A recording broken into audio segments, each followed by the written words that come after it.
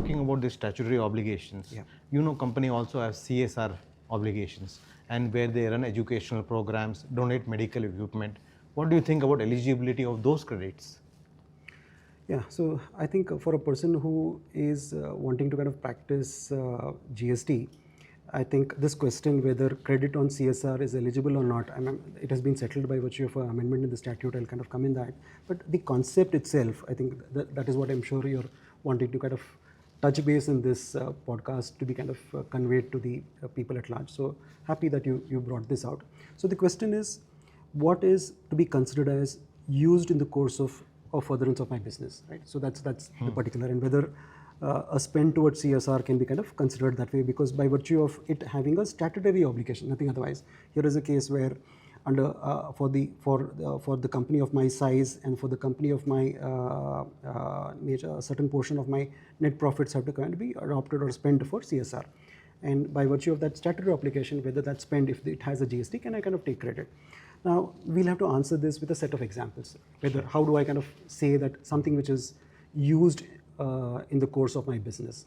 Now, any spend, just because it is charged off to my P&L account, doesn't become a business expenditure.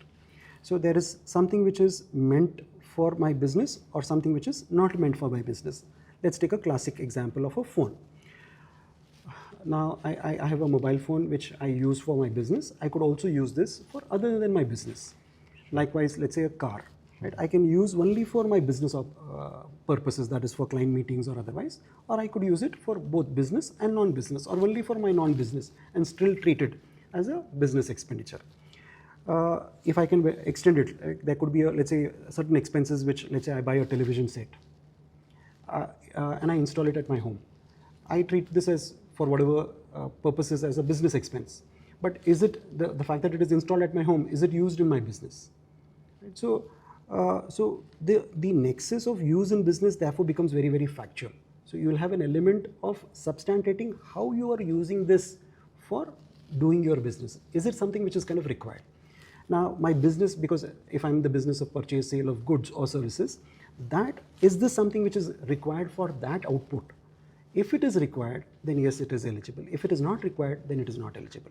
Many times there are certain welfare expenses, like say, for example, I may be a large township. And by virtue of me having a large township, I create certain facilities. I create, let's assume, a school, a hospital. That school or hospital has nothing to do with my business, but it benefits because it creates a kind of a support system where I'm able to kind of get employees come and work in my organization. Right. So then the question would be, the fact that I have such kind of facility, does that become in relation to my business? Yes, it is a spend which you're doing. You're doing with the intent that it has some nexus or benefit to your business. But is that in the course of furtherance of your business? The answer may be no. So let's assume I'm sponsoring the my employees' kids' education. How can that be in relation to my business? Yes, right. You have created a facility. The fact that you're sponsored adds to the motivation of the employee. But every of that cannot be said as eligible or being used in the course of my business. So there is some kind of a line which one will have to draw. Maybe if within office, if you celebrate a birthday party is okay.